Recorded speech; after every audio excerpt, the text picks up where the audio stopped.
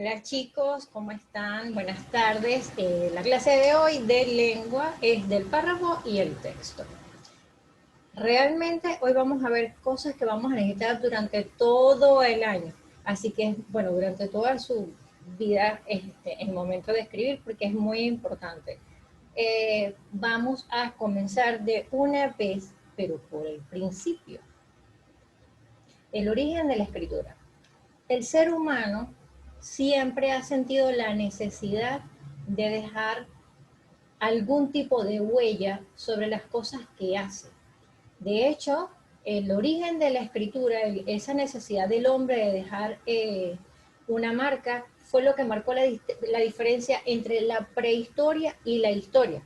En el momento que el hombre empezó lo que llamaron pinturas rupestres a pintar en las cuevas y en distintos lugares cómo era su vida cotidiana, las personas que vivimos después pudimos descubrir toda esa información viendo todos esos datos que ellos iban dejando.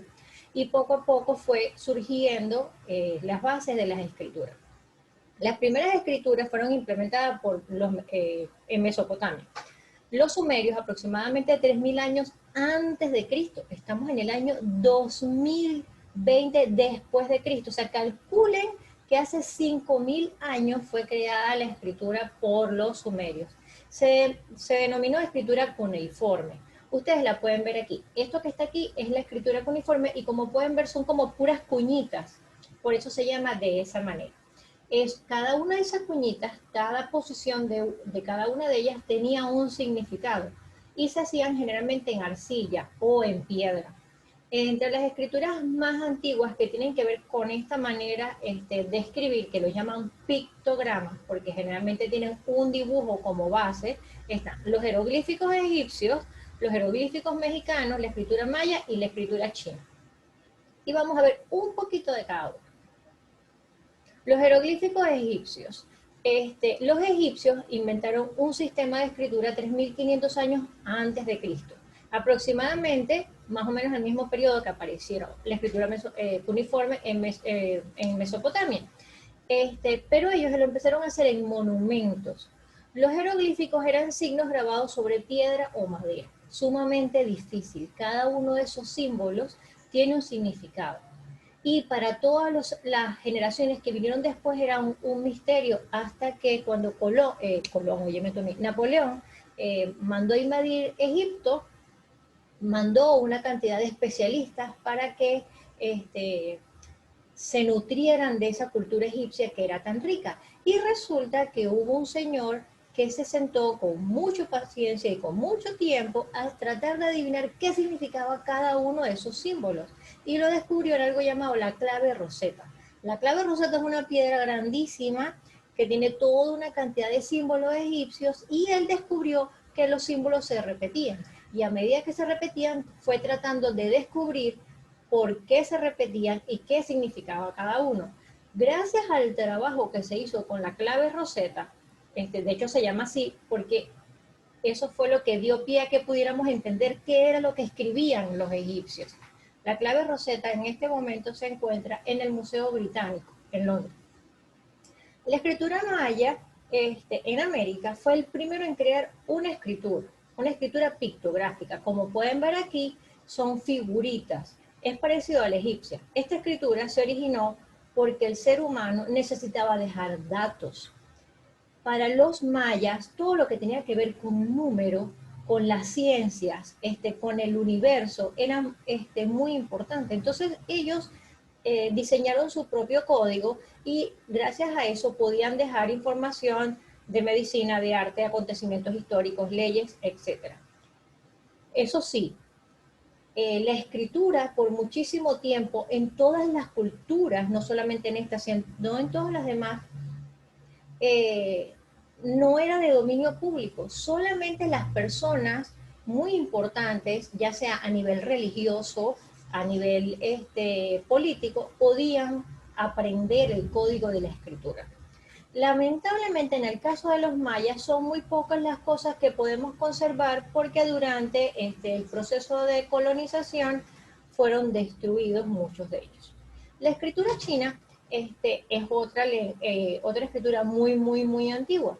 Y a diferencia de las anteriores, en esta lengua no es solamente, o sea, cada símbolo es como una frase completa.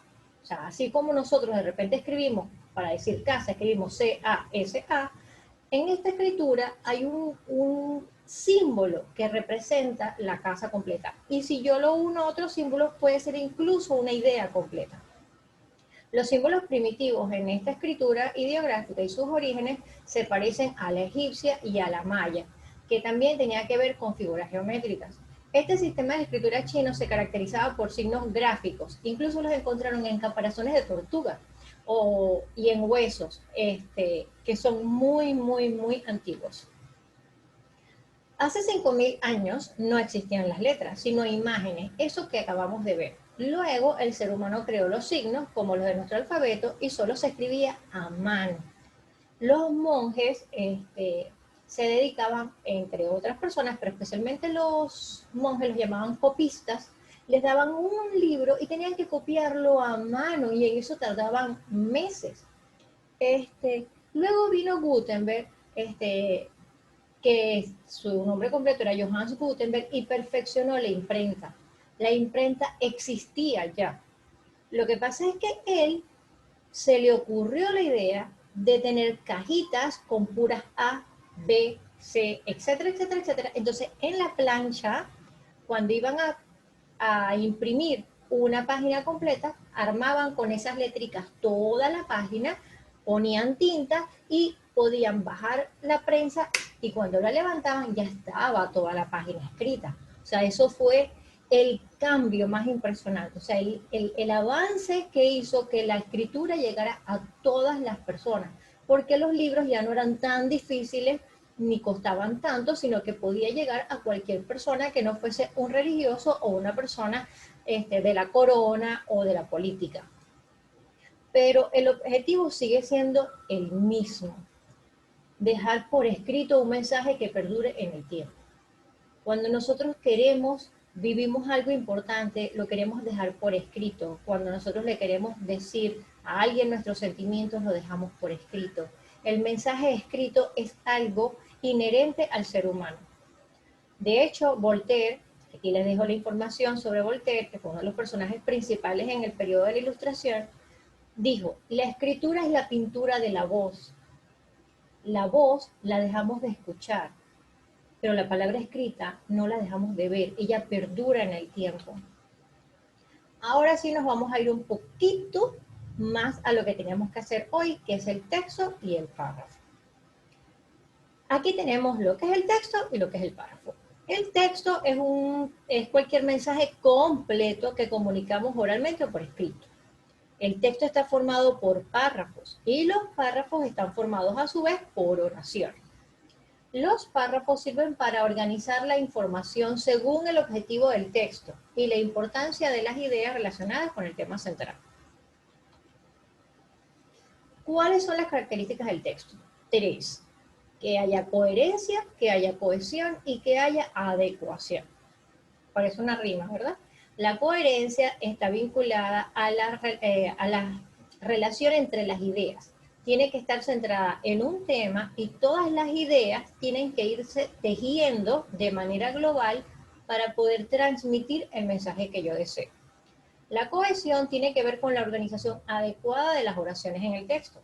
Tiene que tener un orden y una concordancia que me permitan hacerme entender. Y la adecuación es los cambios que yo hago en mi texto dependiendo del público al que va. Un libro escrito para niños no tiene el mismo vocabulario, el mismo lenguaje, ni la cantidad de información que tiene un libro de física o una novela para adultos, o cualquier otro tipo de texto. El texto tiene una estructura. ¿Eso qué quiere decir? Que está formado por un tema central e ideas principales. Un texto no existe sin un tema central y sin ideas principales. Aquellas ideas que complementan nuestro texto son las llamamos ideas secundarias, pero las ideas secundarias yo las puedo quitar y no alterar el texto. ¿Qué es el tema central? Es la idea fundamental que el texto transmite. ¿Y qué son las ideas principales? Pues ellas son las que relacionan directamente con el tema central. El texto pierde sentido si se eliminan y siempre aportan algo nuevo. ¿Cómo determinar la idea central de un texto? Para determinar el tema central debemos preguntar ¿de qué nos habla el texto? Y para reconocer la idea principal, la pregunta más útil es ¿qué se dice respecto al tema? Por ejemplo, en este texto, la cartografía es la ciencia que tiene por objeto la representación a una escala determinada de la superficie de la Tierra, es decir, la elaboración de mapas. ¿Cuál es el tema? El concepto de cartografía. ¿Y qué se dice sobre eso? Que es la ciencia que representa la ciencia a través de mapas. Esa es mi idea principal. ¿Cierto? Ok. Importante, la idea principal clave no es la que a primera aparece en el texto, no necesariamente. Puede ser que cuando ustedes analicen un texto, wow, la idea principal esté chucutuplum de primera, pero puede ser que no, puede estar en el medio, puede estar incluso al final, o incluso, valga la redundancia, puedo armarla con lo que voy leyendo. Por ejemplo, el gato se limpia con la lengua y el elefante con la trompa. Las aves impregnan su piel de una sustancia oleaginosa que la impermeabiliza. Otros animales se bañan en lodo o arena para evitar parásitos peligrosos para su salud. En conclusión, todas las especies de animales cuidan su piel, pues saben lo importante que es. Esa es mi idea principal. Mi idea principal es que los animales cuidan su piel. Y luego la idea secundaria me dice cómo lo hace cada animal. Pero eso es una información extra. Un momentito, por favor. ¿Cómo escribo un párrafo? Ok, es muy sencillo. Para escribir un párrafo lo hacemos usando oraciones. Cada una debe tener una serie de palabras ordenadas y un sentido completo. Es importante separar las oraciones con puntos, evitar hacer las oraciones muy largas, evitar usar entonces y después. Y si deseamos extender un párrafo, es decir, agregarle más información, podemos poner ejemplos, agregar datos interesantes u ofrecer otros detalles. Características de ideas principales y las ideas secundarias. Esto lo pueden ustedes leer con calma. De todas maneras, lo importante es que las ideas principales son la base del texto. A partir de las ideas principales se construye todo lo demás. Pueden aparecer de forma tácita. ¿Eso qué quiere decir? Que de repente no hay una oración precisa que dice idea principal, sino que yo leo todo el texto y yo puedo decir en una oración de qué trata, aunque no la vea literalmente escrita, sino simplemente lo que yo comprendí como idea principal. Es muy fácil ubicarlas porque si yo la quito, el tema desaparece, el texto ya no tiene sentido y eso las hace ser independientes del resto. En el caso de las ideas secundarias, ellas surgen a partir de la idea principal. Ayudan a explicarla, dan detalles, dan información extra. El escritor puede colocar miles de ideas secundarias si considera que de esa forma el tema va a ser más interesante o le sirve para enriquecerlo. Eso sí, la diferencia principal, las ideas secundarias no pueden ir solas, ya que no tendrían sentido. Necesitan, a juro, la presencia de por lo menos una idea principal. Aquí hay un ejemplo de los delfines. Para que ustedes puedan sacar cuál es la idea principal. De todas maneras, aquí está la información, tanto la idea principal como todas las ideas secundarias que me dan información extra sobre lo que coloca el texto de los delfines. Gracias por su atención. Aquí les dejo un video que explica con detalle igual lo que es el texto, las ideas principales y las ideas secundarias para confirmar cualquier duda que pueda, aclarar cualquier duda que puedan tener. Nos vemos en clase, espero que no tengan ningún tipo de duda y si lo tienen me lo comentan en la próxima clase, ¿ok? Bueno chicos, que estén bien y espero que hayan entendido todo. Chau.